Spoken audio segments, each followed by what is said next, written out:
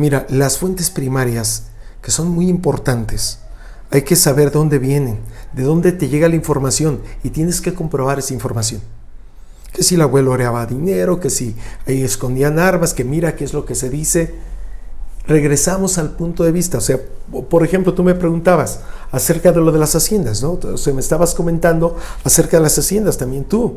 Entonces, el dato aquí importante es: ¿quién te vendió la idea que en las haciendas hay dinero? ¿Quién te vendió esa idea? ¿Estamos? Y es algo que debes de hacerte una pregunta. Es una pregunta general que hay que hacerse. ¿Quién te vendió esa idea? No es que dice porque entonces mi primo, mi abuelo y mi tío hermano dijo, le damos 7 puntos a las historias. Yo le doy 7 puntos. Es mi parte de mi metodología. Y mi metodología me lleva a resultados, y estos resultados algunos historiadores acuden o platicamos para saber del resto de los posibles objetos a localizar. Entonces, te voy a comentar, por ejemplo, está la batalla del Puente Calderón. Te decía yo que platicaba yo con Marta Terán, de la Dirección de Estudios Históricos, y nos reunimos para checar lo de los cañones que hacen falta, que no se han sido localizados. Entonces nos encontramos con varias vertientes. Primero es ver dónde está el Puente Calderón. Bueno, ahí está, lo encontramos en Google, las historias, historiadores, hay mucha gente que está hablando acerca de libros acerca del mismo. El detalle principal es que hay historiadores y hay libros que te señalan que el Puente de Calderón no está aquí, sino está más adelante, ¿sí? Y te muestran sus situaciones del porqué. Entonces, hay que leer ese libro, hay que revisar el porqué de esa situación, por qué lo está presentando, y verificar sus fuentes. Y después verificar las fuentes de Marta. Entonces, ¿qué se hizo? Bueno, pues dialogamos. Marta acude a España, posteriormente yo acudo a España y revisamos las fuentes primarias de quién mandó a hacer el Puente Calderón. Cómo se mandó a hacer, dónde están los planos, y se encuentran y se localizan. E indican la posición donde Marta Terán lo señala, donde actualmente se considera el Puente Calderón. Que haya sido la batalla ahí o no, te voy a decir una cosa. Han metido equipos de la más alta gama con profesionales de ese tipo de trabajo, y dejaron varias marcas, las cuales, bueno, me dan la documentación, reviso la documentación y digo, creo que aquí no hay nada, absolutamente nada. ¿Por qué? Porque se está haciendo una prospección donde yo creo que es, y no donde es. Y aquí parte un punto bien importante, porque la poca historia que se tiene, el mapa ya pudimos corroborar la posición estratégica del por qué la flecha no está apuntando al norte. Entonces, esos son datos que pudimos obtener ella y yo. Y ahí, basado en la batalla de Calderón, hay distintos relatos, ¿sí? Unos de fuentes, crónicas y demás, pero en documentación no hay nada más que un pequeño texto.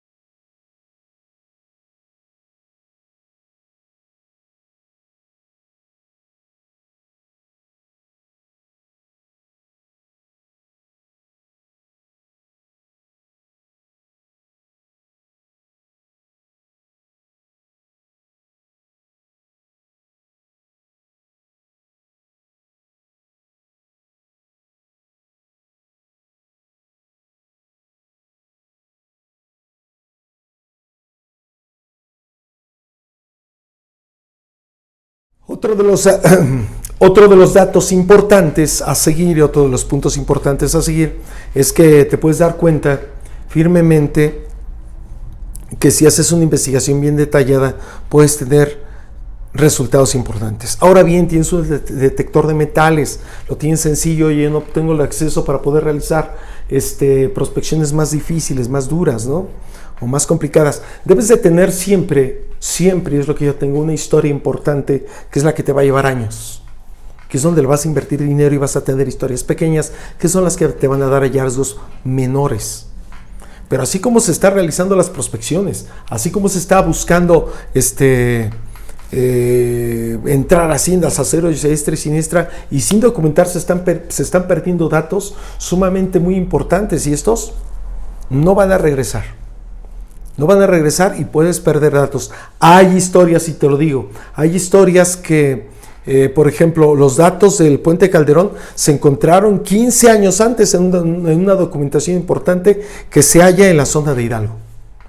Ahí venía la descripción de los datos importantes que se tenían que utilizar, incluso la formación y el ataque prusiano que utiliza Calleja. Y entonces puedes entender cómo se mueven las tropas y hacia dónde van.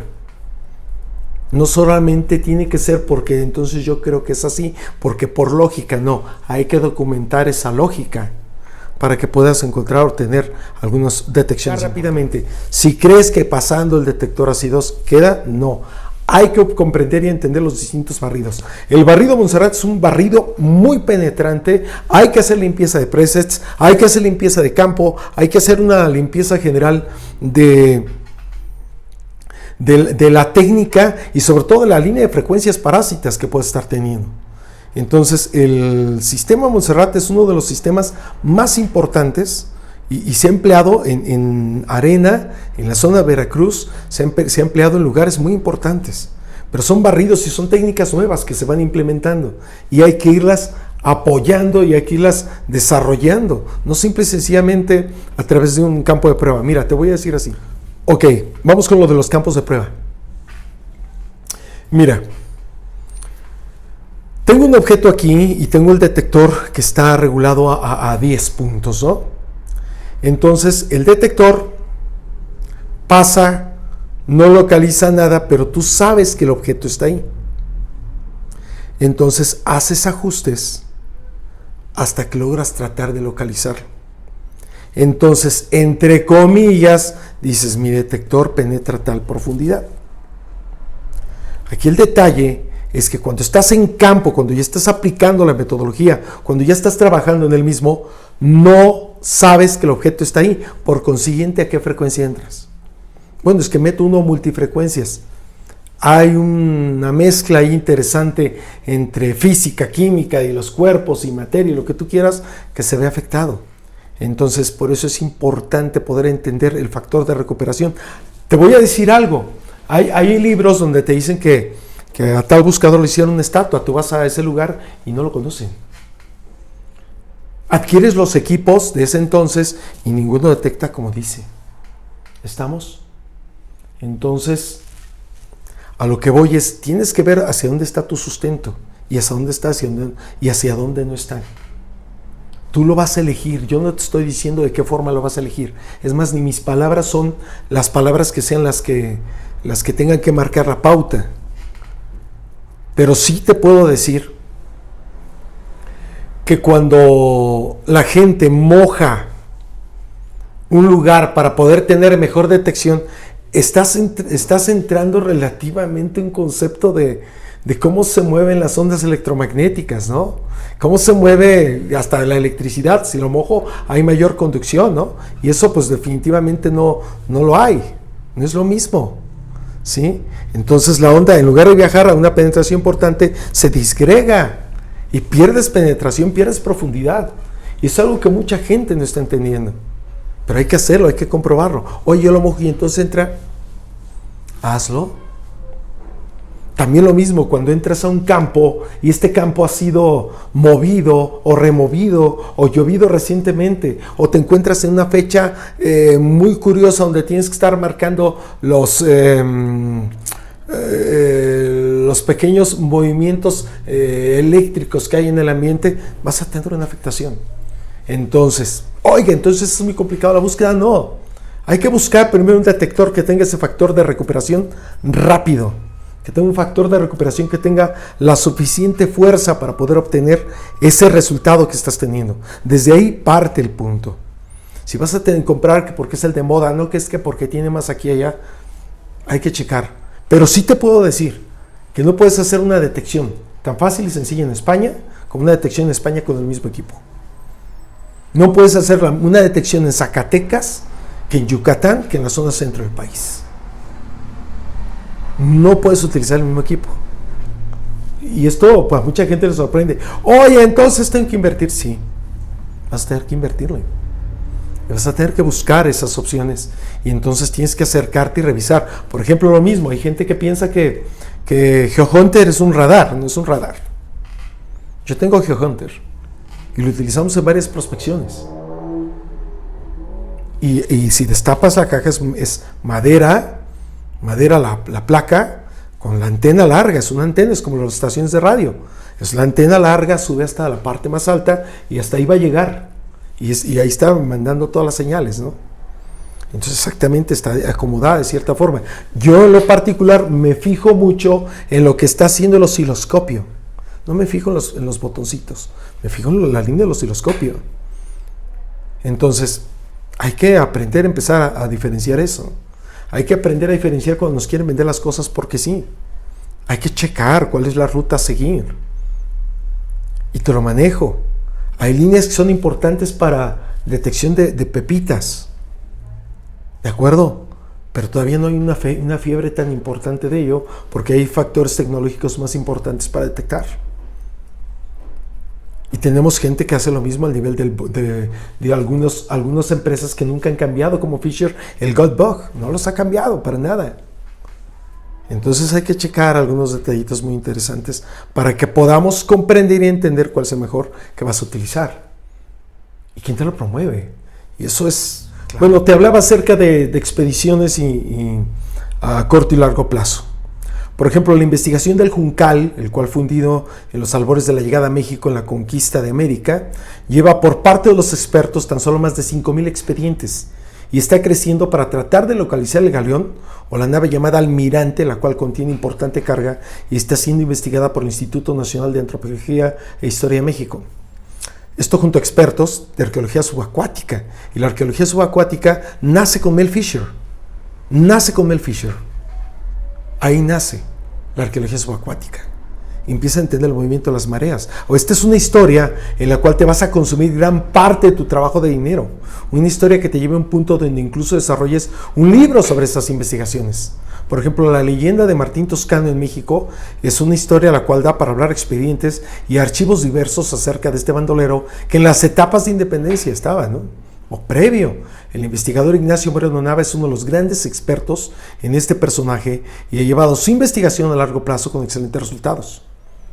Aquí puedes tener una pared de un compendio de expedientes escritos en computadora relacionado con lo que estás buscando, que te va a llevar completamente a veces a ajustar o cambiar, por ejemplo, metodologías. Y esta es la historia principal en la cual te vas a enfocar de por vida. Te vas a enfocar en ellas.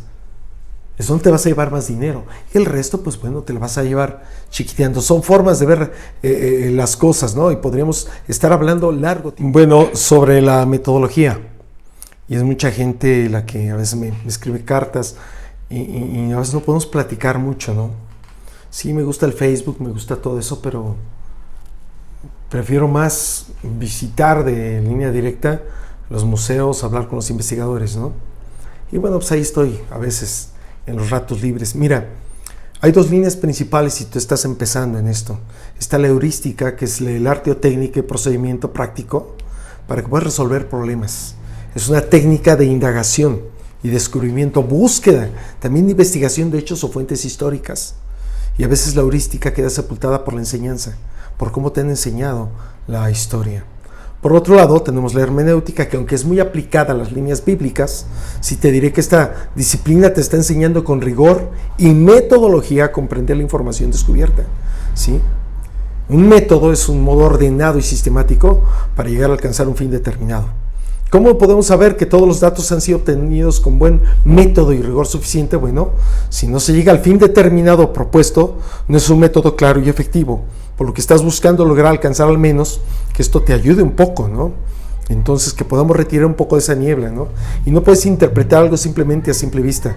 Así que, así no se hace una prospección. Quien le está desarrollando de la manera así como que muy, no sé, te parece bien cortada, muy libre, pues está interesante, pero pues ahí también todos los que lo van siguiendo pues va perdido, ¿no?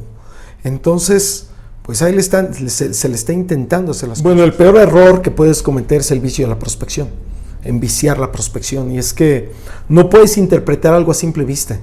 Así no se hace una prospección. Quien lo esté desarrollando de esa manera está completamente perdido, obteniendo conjeturas sin fundamentos. Esto vicia el proceso de prospección, hace que vayas perdiendo los objetivos.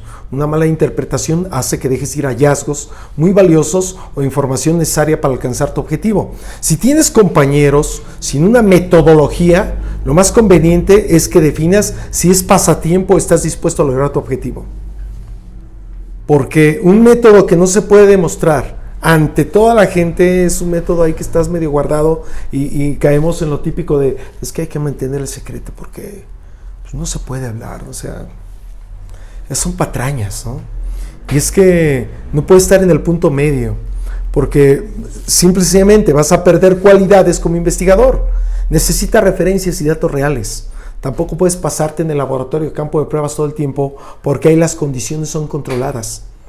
Y es que hay que darse cuenta cuántas ocasiones oímos y vemos en conferencias, redes sociales, en artículos, en pláticas durante una visita a campo que va a ser prospectado, que va a ser una investigación de todo ello. Y bueno, se pierde totalmente la dimensión de lo que se hace. Se divaga y finalmente hay mucha información que no puedes posteriormente ni desplazar, ¿no? Te va a hacer ver mal como investigador, te va a hacer ver muy mal como prospector, como explorador, como arqueólogo. Hay mucho material del cual podemos hablar, pero bueno, en el caso del libro, pues ahí está, ¿no? Hay que, quien guste consultarlo, ahí lo tiene, lo puedes encontrar en algunas bibliotecas, lo puedes encontrar, lo tienen algunos museos, y ahí lo pueden tener, lo pueden buscar, ¿no? Y es que es importante, debes de darte en cuenta un punto clave en esto, ¿no?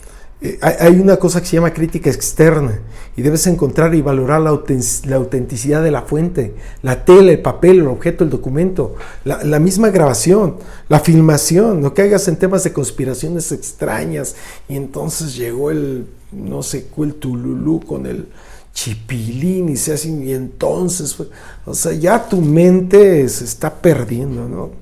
No caigas en esa línea realmente porque entonces estamos hablando de cosas patológicas, situaciones patológicas, y esto no significa, porque a veces te encuentras con que es que tal situación se da porque lo habla tal científico, pues, empieza a analizar la situación por la cual sale tal científico y te das cuenta que no sale por momentos adecuados ni situaciones adecuadas, ¿no? Y a veces hay que meter un poquito de dinero y entonces empiezan a investigar otros campos. Esto no significa que sea verdad o mentira lo que se esté diciendo, pero hay que sustentarlo con pruebas. Me hablan mucho acerca de cómo se puede ver un vestigio si es original o no. Se mete la prueba del microscopio electrónico, se mete un microscopio y se ven los cortes, los barrenos, de piedra con piedra, la incidencia para tratar de dar la forma. Por eso es que no todas las instituciones pueden dar esa valoración a determinado objeto. Entonces, cuando empezamos a caer en situaciones de ese tipo, así medias locochonas, yo definitivamente prefiero hacerme a un lado porque no te va a llevar a donde tú quieres, ¿no? Bueno, sobre las técnicas que trae. Mira, por ejemplo, está la técnica de avance predictivo. Esta técnica le gustó mucho a algunos historiadores cuando hacemos los trabajos, ¿no? En España también les gustó mucho. La técnica milenca se tiene que respaldar, sobre todo con lo que es el barrido de Montserrat. Cuando haces esas dos técnicas, ¿sí? Esa técnica es excelente para la prospección de campos, para la prospección de haciendas, y también de espacios económico-militares. Te voy a decir, por ejemplo, algunos espacios donde jamás llegaron los españoles, por ejemplo, está uno ubicado en la zona de Izmiquilpan, en México, en el estado de Hidalgo. Hay una hacienda que se llama El Bermejo. Entonces comenzó como un pequeño cuadrito. Ahí estaba una avanzada militar. Y se habla que fue dueño uno de los que llegaron en los barcos con Hernán Cortés, Juan Bello, y resulta que él nunca estuvo en la zona. Él se la pasó más, digámoslo así, en la capital, que estar en la zona. Y después crearon graneros. Total que se empezó a hacer una fortificación, después pasó a ser hacienda, después Tuman y finalmente, bueno, ahora ya es un centro turístico, ¿no? Y entonces hay datos que nos llevan con el avance predictivo milenca, que es muy interesante, sobre todo porque ya empieza a crear nuevas técnicas, nuevos métodos y los empiezas a sustentar. Ahora, sobre la situación que me estás preguntando sobre plato doble, plato sencillo, mira, es importante poder tener distintos platos, pero no decir, si no, con este lo cambio y meto otro, y entonces lo cambio y meto otro y cambio. sea, no puedes hacerte tenso de una situación de detección, de búsqueda de ese tipo de objetos, ¿no? Tienes que darte cuenta principalmente cómo lo estás tomando. O sea, si eres un buscador, si vas a ser un buscador activo, vas a ser un buscador que trata de buscar la profesionalización, o simplemente va a ser bien hobby, ¿no? ¿Por qué? Porque empezamos a notar también, por ejemplo, ya colocaciones como símbolo sexual a las mujeres con los detectores y que tratan de capturar la atención de cierta mentalidad cultural, y eso no está bien. ¿Por qué? Porque tarde o temprano van a tener problemas. México y algunas partes de América son las partes donde no se ha sancionado. Gran parte de Europa tiene sanciones importantes. Tiene sanciones importantes a la gente en la detección. Solamente puedes detectar aproximadamente 20 centímetros en algunas zonas, 30, y no puedes vender más equipos con mayor penetración. Entonces, hay que tener en cuenta eso. Y mientras México trata de librarse de ese punto, tarde o temprano va a haber desaguisados fuertes que alguien te va a complicar la vida, y entonces se acabó todo el mundo de la detección. ¿Perdón, qué me dices? Bueno, sobre hallazgos también, mira. Si la gente piensa que los objetos diversos encontrados, monedas de oro, plata, resellados, el llamado bit, el llamado las piezas españolas que hay, que la gente no se puede dar cuenta. Te voy a decir un detalle: si tú encuentras una cantidad de macuquinas así, bueno, pues tú ya tienes mucho varo y puedes sostenerte con generaciones. ¿Comprendes esa parte? ¿Sí? Y si no se está dando eso, entonces muchos de estos hallazgos pues son medios extraños, ¿no? Pero cada quien sabe lo que hace, cada quien sabe a dónde va, qué ruta está llevando. Pero es importante que empiece a eliminar mitos para que podamos salir adelante. Por ejemplo, nadie tenía las historias de las flamas. Sin embargo, los documentos nos llevan aproximadamente a la llegada de los moros a la zona de España, y cuando estos salen, ellos dentro de sus creencias hacen algunas quemas y dejan montículos con tumbas, y empieza el saqueo por parte de los moradores que quedan principalmente en Galicia. Entonces, de ahí empiezan a surgir las historias, y cuando se hace la llegada a América no se tenía ninguna historia, y no se tiene hasta que empiezan a llegar la nueva llamada Nueva Galicia, y Nueva Galicia que atrás la tengo, ¿sí? La llamada Nueva Galicia, acá atrás la tengo. Por eso está León, el reino de León, el reino de Guadalajara. Eran distintos reinos los que llegaban, pero empiezan las historias a partir, y se marcan en el Santo Oficio, incluso en algunas iglesias, y algunos relatos empiezan a marcarse a raíz de la llegada de gente de Galicia sola. Y empiezan a llegar lo de la gallina, del huevo de oro, y que la víbora de oro, y empieza una serie de situaciones. Y es que ahí en muchos casos, repito, no estoy en contra de eso, pero vamos a marcarle a esos relatos 7 puntitos. En mi caso, en mi libro yo lo manejo como 7 puntillos. Está bien, o sea, vamos a usarlo. Me hablas de situaciones ahí interesantes, fantásticas, que llegaron de no sé dónde, que bajaron del no sé qué parte, y también vamos a darle 7 puntos. Pero para que realicemos una prospección, para mí, debe de por lo menos cumplir un promedio de 80 a 100 puntos, basado en mi medición. Y esto me ha ayudado a que podamos leer algunos documentos históricos y poder interactuar con algunos historiadores importantes, como Marta Terán, que bueno, ha rescatado las banderas cuando nadie sabía dónde estaban las banderas de la insurgencia. Durante años las buscaron, pero es muy perspicaz. La mujer en la detección es muy perspicaz, es muy inteligente, muy inteligente. Tenemos, por ejemplo, tenemos a Garnica, llamémosla así, en la zona de Veracruz.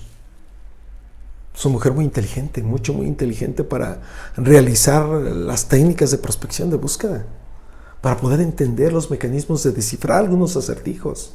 Y podemos encontrar en películas grandes cosas, pero pues para principiantes es que te puedes dar cuenta que las reuniones te van a ayudar mucho para socializar, para hacer equipos, ¿no? He visto por ahí algunos que se quejan de que, bueno, pues ya los traicionaron y todo el rollo, ¿no? Pero también depende de ti a quién llevas, con quién vas y a dónde vas. Entonces es importante también que te cuides en ese aspecto, ¿no? Y bueno, pues es todo de mi parte.